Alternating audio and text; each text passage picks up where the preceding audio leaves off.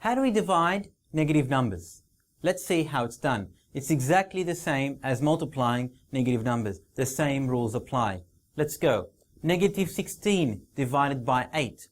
We do the 16 divided by 8, and our answer is 2. We have one negative. The negative goes straight down. Negative 2. Negative 27 divided by 3. We do the 27 divided by 3. 27 divided by 3. Our answer is 9. And we have our negative 9. Here we have negative 28 divided by negative 7. So 28 divided by 7 we know is 4. We have two negatives. They cancel each other out. They basically go.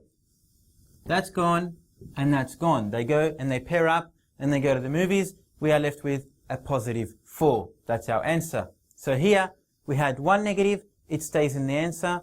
One negative stays in the answer. When we have two negatives, they both go. See you later.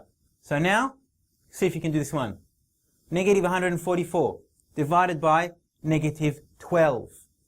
144 divided by 12, we know is 12.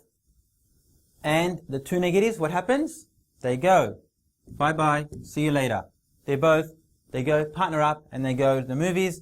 144 divided by 12, our answer is 12. Negative 56 divided by 8. You can do this one. 56 divided by 8 is 7. We have one negative. It has to stay. It has no partner. Negative 7 is our answer. One negative in the question means one negative in the answer. Negative 60 divided by negative 5. 60 divided by 5 we know is 12. And the two negatives, see you later, gone, partner up, go to the movies, and we know our answer is positive 12. So one negative stays in the answer, two negatives cancel out, exactly the same as multiplication. Division follows the same rules as well. So here we've noticed division, you follow the rules, and you look for the negative. If there's one negative, it stays. Two negatives, they cancel out. Our answer will be positive.